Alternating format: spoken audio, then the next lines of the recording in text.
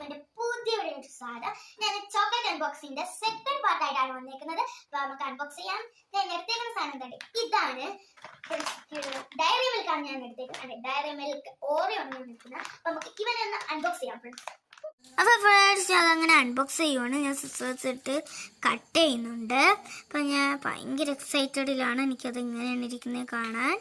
അപ്പം ഞാൻ അൺബോക്സ് ചെയ്യുവാണ്.